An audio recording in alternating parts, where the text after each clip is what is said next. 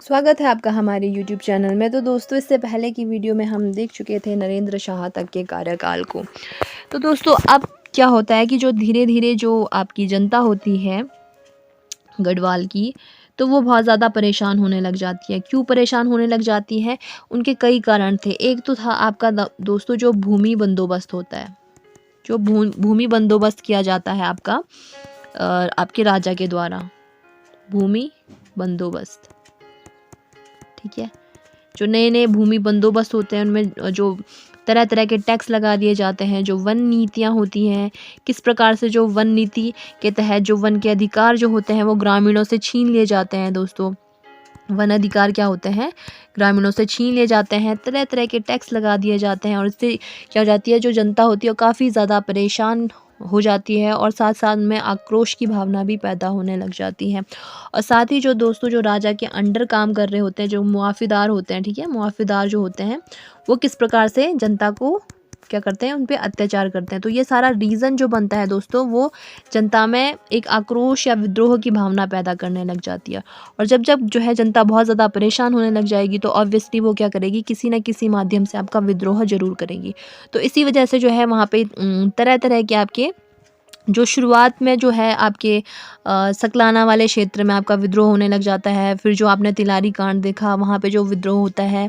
इसी तरीके से जो है धीरे-धीरे जो है आपके इन वन नीतियों की वजह से और जो भूमि बंदोबस्त है, इनके विरोध में आपके जनविद्रोह और आंदोलन पैदा होने लग जाते हैं। तो अब क्या होता है दोस्तों, जो हमने इससे लास्ट वाली वीडियो में हमने श्रीदेव सुमन जी के बारे में देखा, किस प्रकार से उनका योगदान था आपका लोकतंत्र के लिए, राजशाही के खिलाफ उन्होंने आपके आंदोलन किए, ठीक है। तो इनके द्वारा क्या होता है, इनके द्वारा भी बहुत ज़्यादा महत्वपूर्ण कार्य किए जाते हैं दोस्तों। सबसे पहले तो ये क्या करते हैं, एक इनका जो प्रमुख योगदान होता है वो टिहरी राज्य प्रजामंडल के निर्माण में होता है, ठीक है। तो टिहरी राज्य जो प्रजामंडल होता है दोस्तों, इसका निर्माण जो होता है 23 जनवरी 1939 में। और ये सबसे पहले कहाँ होता है दोस्तों, आपका देहरादून में होता है। और इसमें जो प्रमुख योगदान जो होता है वो श्रीदेव सुमन जी का होता है। इसके साथ साथ अन्य लोग भी रहते हैं, जैसे कि तारादत्त गैरोला हो गए, ठीक है, तारादत्त गैरोला हो गए, लेकिन जो प्रमुख भूमिका रहती है वो श्रीदेव सुमन जी की रहती है, ठीक है।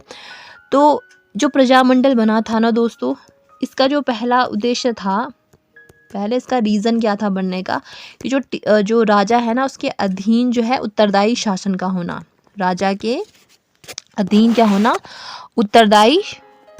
उत्तरदायी शासन का होना, ठीक है। ये क्या था, इसका पहला रीज़न था। तो इसके तहत जो है बहुत सारे शुरुआत कहाँ से हुई थी, आपके देहरादून में बना, ठीक है। उसके बाद उसकी बहुत सारी शाखाएं बनी, कई जगहों उनकी शाखाएं बनी, ठीक है। किसके, प्रजामंडल की शाखा थी और इसमें बहुत ज़्यादा महत्वपूर्ण भूमिका जो निभाई थी दोस्तों, वो श्रीदेव सुमन जी के द्वारा बहुत महत्वपूर्ण भूमिका निभाई गई थी। श्रीदेव सुमन जी ने इसके अलावा जो है दिल्लीगढ़ देश सेवा, इनका भी गठन किया था 1936 में। अखिल भारतीय पर्वतीय सम्मेलन, इसमें भी इनका बहुत महत्वपूर्ण योगदान था जो 1938 में था, ठीक है दोस्तों। अब जो जगह-जगह जो है आपके प्रजामंडल की शाखाएं खोली जाती हैं, तो इसी के तहत यहाँ पे भी मांग थी, कहाँ पे, कि टिहरी में भी क्या खोला जाए, आपका प्रजामंडल की शाखा खोली जाए, ठीक है। बट इसका विरोध किया आपके वहाँ के राजा ने। रियासत के राजा नहीं चाहते थे कि यहाँ पे क्या खुले, आपके प्रजामंडल खुले। तो इसके लिए इन आंदोलन का दमन करने के लिए दोस्तों जो है 28 अप्रैल 1947, ठीक है, 28 अप्रैल 1947 को जो राजा थे, तत्कालीन राजा मानवेंद्र शाह, उन्होंने क्या कर दिया, एक शांति रक्षा अधिनियम बना दिया। क्यों बना दिया, ताकि जो है इस रीजन में, टिहरी वाले रीजन में कोई किसी भी प्रकार का कोई आंदोलन ना हो।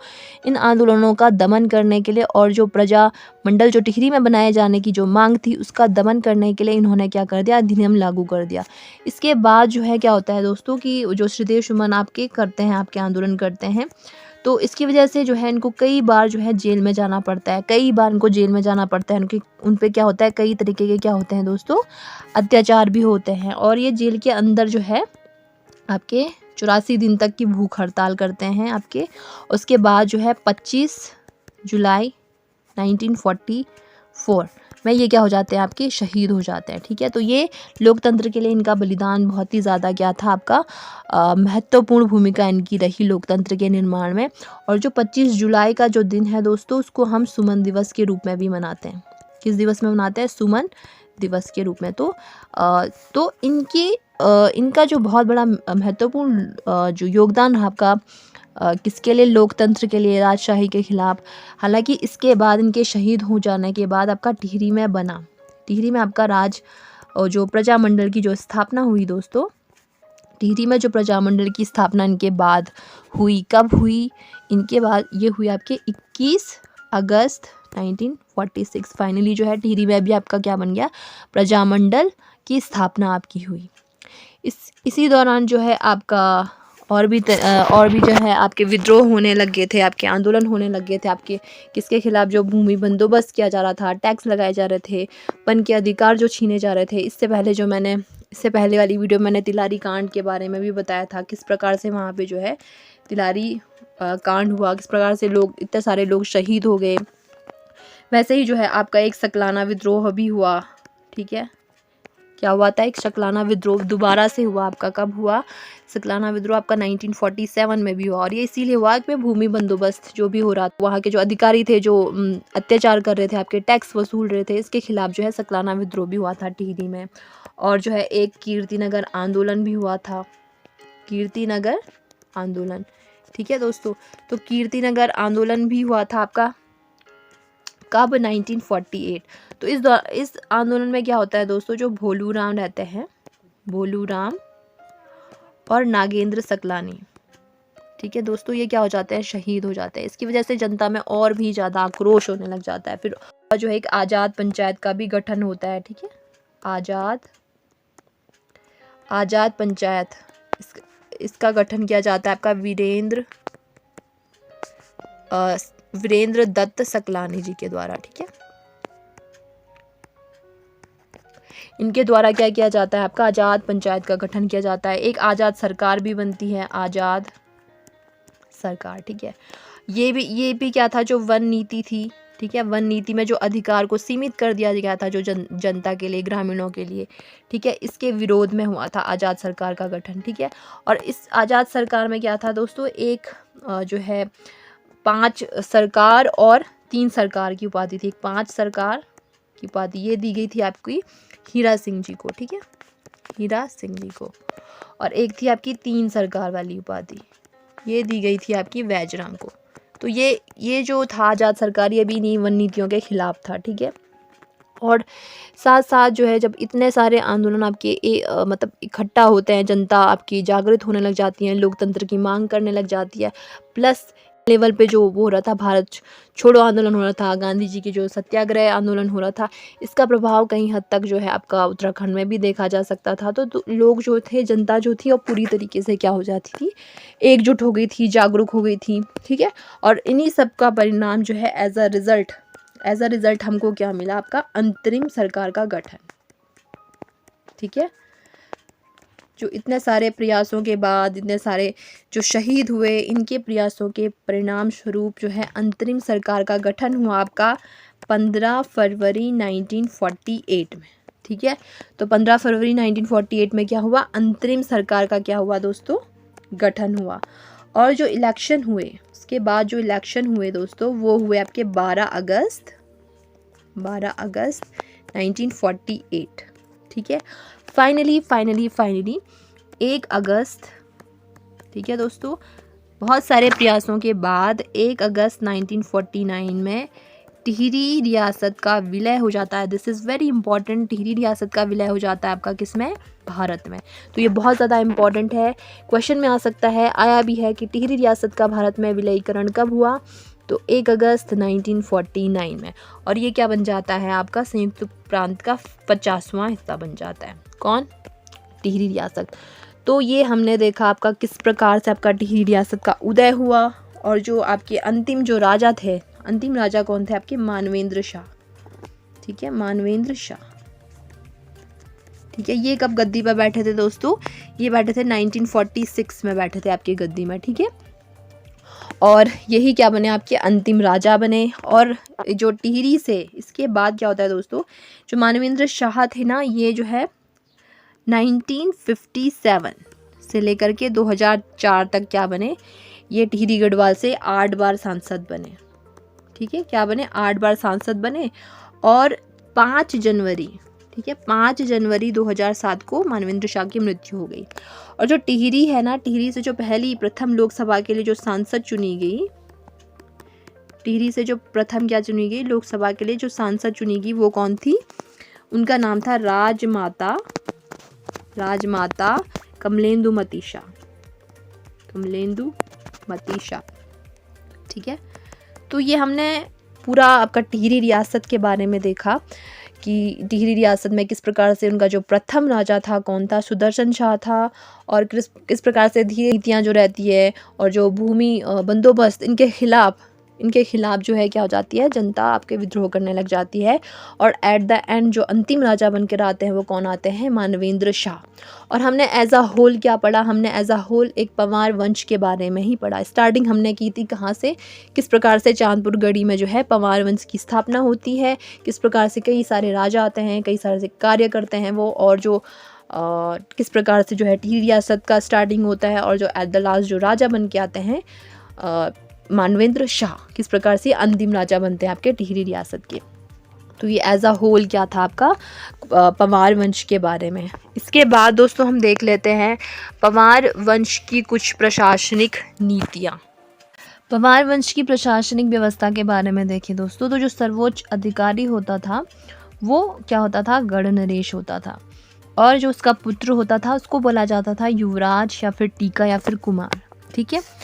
और जो राजा के बाद जो इम्पोर्टेंट पर्सन होता था वो उसको बोलते थे दीवान या फिर वजीर। ठीक है। और ये क्या करता था? आंतरिक व्यवस्था और नीति निर्धारण इनका कार्य होता था। ठीक है।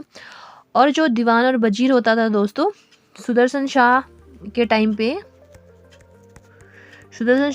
पे देखें तो दीवान जो है इसका कार्य किसी और को संभाला गया था और वजीर अलग थे। ठीक है। तो दीवान के लिए था वो कौन था? ज्वाला दत्त बहुगुणा। ठीक है। ये क्या थे? दीवान थे। और जो वजीर थे वो कौन थे? दुर्गा दत्त पैन्युली। ठीक है। तो सुदर्शन शाह के टाइम पे जो दीवान थे और वजीर थे वो अलग अलग व्यक्ति थे। दीवान कौन था? ज्वाला दत्त बहुगुणा। और जो वजीर थे वो कौन थे? दुर्गा दत्त पैन्युली। ठीक है। कीर्ति शाह के टाइम पे जो वजीर पद पे थे वो कौन थे आपके? हरिकृष्ण रतूड़ी। ठीक है। जो मैंने बताया था तिलारी कांड के टाइम पे वो कौन थे? दीवान कौन थे? चक्रधर जुयाल। ठीक है। राज्य किसमें विभक्त था आपका? अगर हम राज्य देखें दोस्तों तो राज्य आपका विभक्त था ठाणे में। ठाणे के बाद परगना आता था, उसके बाद पट्टियाँ आती थी, और सबसे छोटी इकाई क्या थी आपकी? ग्राम थी। ठीक है। सुदर्शन शाह के काल के टाइम पे देखें तो जो थाना था वो आपके राज्य में 4 आपके ठाणा थे। ठीक है। और जो इन ठाणों का जो प्रमुख होता था वो कौन होता था? थानेदार। ठीक है। और जो परगने का जो अधिकारी होता था उसको बोला जाता था सुपरवाइजर। ठीक है। पट्टियों का जो अधिकारी होता था, जो शासन करता था उसमें, उसको बोलते थे पटवारी। ठीक है। और ये क्या होता था? एक राजस्व अधिकारी होता था। ठीक है। इसके बाद जो गांव के लेवल पे जो होता था वो हेड, वो कौन होता था? आपका प्रधान। और ये जो कार्य होता था ये वंशानुगत होता था। ठीक है। अगर पिता प्रधान थे तो उनका पुत्र भी क्या बनेगा? प्रधान ही बनेगा। ये क्या करते थे? जितना भी टैक्स कलेक्ट करके ये पटवारी को दिया करते थे। कौन? प्रधान। ठीक है। ये तो हो गया आपका प्रशासनिक व्यवस्था के बारे। दोस्तों इनकी सैनिक व्यवस्था के बारे में अगर हम देखें तो इनकी सैनिक व्यवस्था में जो सर्वोच्च मंत्री हुआ करता था उसको बोलते थे मुख्तार। ठीक है। और जो गढ़ सेना हुआ करती थी वो पलटनों में विभक्त थी, जिसको कहते थे सलाण, बधान और लहुआ। ठीक है। जो हर एक परगना होता था उसमें जो सैनिक शासक होता था उसको बोलते थे फौजदार। यानी परगने का सैनिक शासक क्या होता था? फौजदार होता था। और जो राजकीय कार्यालय होता था, ठीक है, राजकीय कार्यालय, इसके लिए दफ्तरी को नियुक्त किया गया था। ये क्या करते थे? कर्मचारियों की नियुक्ति करते थे। ठीक है। कर्मचारियों की क्या करते थे? नियुक्ति करते थे या फिर उनका ट्रांसफ़र किया करते थे। कौन? दफ्तरी। ठीक है। और उस टाइम पे जो संदेश वाहक हुआ करते थे, संदेश वाहक, उनको बोला जाता था आपका चणु। क्या बोला जाता था? चणु। किसके अनुसार? ये मौला राम के ग्रंथ के अनुसार। ठीक है। संदेश वाहक को क्या बोला जाता था? चणु बोला जाता था। ठीक है। अब जो चांदी का दंड लेकर जाने वाले थे, चांदी का दंड लेकर जाते थे उसको बोला जाता था चोपदार। क्या बोलते थे, चौबदार। और उस टाइम पे एक धर्माधिकारी भी होता था, ठीक है, धर्माधिकारी होता था, ठीक है। मौला राम के अनुसार इसको बोला जाता था ओझा गुरु। क्या बोला जाता था, ओझा गुरु। तो ये तो थी उनकी सैनिक व्यवस्था। अब हम देखते हैं उनकी भू व्यवस्था क्या थी, राज्य की भू व्यवस्था, ठीक है। इसमें भी जैसे जो आय का प्रमुख स्रोत था दोस्तों, स्रोत क्या था आपका, भूमि कर था, ठीक है, भूमि कर, ठीक है। राजा क्या होता था, वो राजा ने भूमि को 3 भागों में बांटा था। एक था एक संकल्प भूमि, ठीक है, एक था संकल्प, एक था रौत और एक था जागीर। इन भूमियों को दे सकता था। संकल्प भूमि को विद्वानों को या ब्राह्मणों को क्या करता था, दान करता था। रौत भूमि दिया जाता था बहादुरी के लिए, और जागीर दिया जाता था जो राज्य के अधिकारी होते हैं उनको वो दान किया जाता था, ठीक है। तो इस टाइम पे कौन कौन सी 3 भूमि दे सकता था राजा, एक संकल्प भूमि जो कि ब्राह्मणों को दिया जाता था, रौद भूमि वीरता के लिए एज अवार्ड, और जागीर राज्य अधिकारियों के लिए, ठीक है। जो है अगर कोई भी किसान जो है आपका कृषि करना चाहता था कृषि भूमि पर, ठीक है, तो वो क्या कर सकता था, राजा से आज्ञा लेकर के भूमि पर जो है कृषि कर सकता था। को बोला जाता था आसामी। क्या बोला जाता था, आसामी, जो कि आपके राजा से परमिशन लेके आपकी कृषि के लिए भूमि का यूज़ करते थे, ठीक है। अब ये जो आसामी होते थे दोस्तों, ये आसामी भी 3 प्रकार के होते थे। एक होता था खायकर, एक होता था सिरतान, ठीक है, और एक होता था मौरूसी द्वार, ठीक है। अब खायकर और सिरतान तो मैं पहले वाली वीडियो में बताया थी मैं, ठीक है। खायकर क्या होता था, खायकर और सिरतान ये टैक्स देते थे, ठीक है। खायकर किनको टैक्स देते थे, खायकर जो टैक्स देते थे वो या तो आपके अनाज के रूप में भी टैक्स दे सकते थे या फिर आपके नगद के रूप में भी टैक्स दे सकते थे। और जो सिरतान होते थे वो सिर्फ नगद के रूप में टैक्स दिया करते थे, ठीक है, सिर्फ किसके रूप में, नगद के रूप में टैक्स दिया करते थे।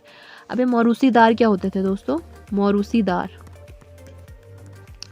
ये क्या करते थे, पहले तो राजा से परमिशन लेते थे, ठीक है। परमिशन किसके लिए, कि वो कृषि का कार्य क्या कर सकते, फ्रीली कर सकें, स्वतंत्र रूप में क्या कर सके, कृषि का कार्य कर सकें, ठीक है। और इसके लिए ये मौरूसीदार क्या देते थे, राजा को डायरेक्ट टैक्स देते थे। क्या देते थे, टैक्स देते थे, ठीक है, इसलिए इसको बोला जाता था मौरूसीदार, ठीक है। अब और सिरतान होते थे, ये जो है मौरूसीदार को देते थे टैक्स। क्या देते थे, जो खायकर और जो सिरतान होते थे ये किसको देते थे टैक्स, आपके मौरूसीदार को, ठीक है। और मौरूसीदार किसको देता था डायरेक्ट टैक्स, राजा को। खायकर तो अनाज के रूप में भी दे सकता था, ठीक है, प्लस किसके रूप में, नगद के रूप में भी दे सकता था। और जो सिरतान होता था वो मोस्टली नगद के रूप में क्या देता था, टैक्स देता था, किसको, मौरूसीदार को, ठीक है। थातवान भी क्या होता था, थातवान भूमि मिलती थी राजा के द्वारा किसको, राजा के द्वारा अगर किसी को गूंठ के रूप में या फिर आपके रौद के रूप में क्या मिली है, भूमि किसी को मिली जाती थी तो उसको थातवान बोलते थे। अब जो थातवान को जो भूमि मिली जाती, थातवान ने भूमि दी थी आपके किसको, खायकर को, ठीक है। अब ये खायकर के रूप में जो है आपके यहाँ पे लोग रहा करते थे इस थातवान की भूमि में, ठीक है, लोग रहा करते थे या फिर जो कृषक लोग रहा करते थे ये।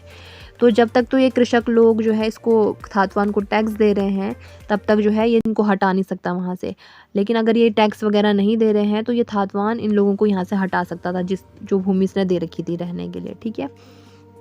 और प्रकार का टैक्स था जिसको बोला जाता था औताली। क्या बोला जाता था, औताली। और जो धूली पाता था, ठीक है, ये किसके बराबर होता था, 2 kg के बराबर होता था, ठीक है। ये अजय पाल ने इसका स्टार्टिंग की थी। ये तो हो गया भूमि व्यवस्था के बारे में।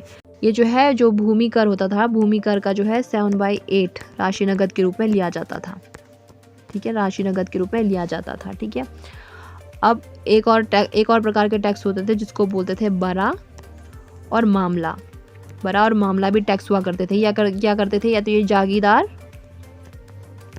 या मुआफीदार लिया करते थे गांव से, ठीक है। बरा और मामला क्या था, टैक्स था जो कौन लिया करते थे, जागीरदार और मुआफीदार लिया करते थे, ठीक है। विवाद की स्थिति में भी आपके शुल्क देने की प्रथा थी। अभी भी विवाद की स्थिति हो गई तो शुल्क लेने की जो प्रथा की शुरुआत की थी, किसने की थी, शुल्क लेने की प्रथा की शुरुआत किसने की थी, आपकी सुदर्शन शाह ने की थी, ठीक है। प्रताप शाह था, इसने क्या किया था, कोर्ट में जब अपील करने के लिए फ़ीस के बदले इसने क्या किया था, टिकट लगाने की प्रथा जारी की थी। किसने? प्रताप शाह ने। ठीक है। और इसने जो है आयात और निर्यात के लिए जगह जगह क्या बनाई थी, चौकी बनाई थी। इन चौकी में उसने मुंशी को रखा था ताकि ये क्या कर सके, टैक्स वसूल सके। ठीक है। और इन मुंशियों पर नज़र रखने के लिए या इनके कार्य में हेल्प करने के लिए इसने कस्टम सुपरिटेंडेंट भी रखे गए थे ताकि इनकी हेल्प कर सके मुंशियों की। ठीक है। टिहरी नरेशों के टाइम पे जो है बहुत सारी न्यायालय भी हुआ करते थे। ठीक है। बहुत सारे न्यायालय थे, इसको बोलते थे सरसरी, कलकटरी, छोटी दीवानी बोलते थे, बड़ी दीवानी। ठीक है। ये सारी कचहरियाँ थी। ठीक है। किसके टाइम पे? जो टिहरी के नरेश थे उनके टाइम पे। ठीक है। और जो फौजदार से निपटारा के लिए, फौजदार विवाद के लिए इन्होंने क्या बनाया था, एक सेशन कोड बनाया था। क्या बनाया था? Session code. और इसके लिए एक सेशन जज भी हुआ करता था। क्या होता था? सेशन जज। ठीक है। पशुओं पे भी इन्होंने टैक्स लगाया था, पशु चराने वालों पे। ठीक है। जो पशु चराने वालों पे भी इन्होंने टैक्स लगाया था, जिसको घी कर बोलते थे। घी कर, चराई कर, ठीक है, या फिर वन कर, ये सारे इनसे लिए जाते थे।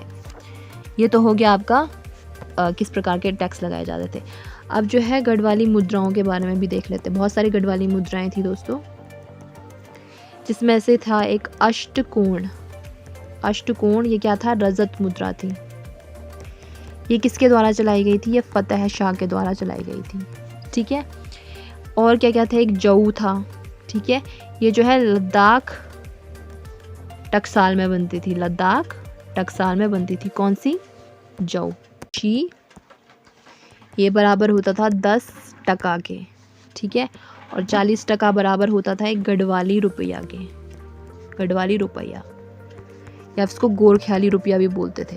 गोरख्याली रुपया भी बोलते थे। ठीक है। और जो एक गोरख्याली रुपया होता था, ठीक है, एक गोरख्याली रुपया बराबर होता था आपका 12 आना फरुखाबादी। ये भी क्या होते थे? सारी की सारी गढ़वाली मुद्राएं थी। ठीक है। बराबर होता था आपका एक फरुखाबाद के बराबर, रुपया के बराबर। ठीक है। तो ये सारी क्या थी? आपकी मुद्राएं थी। ठीक है।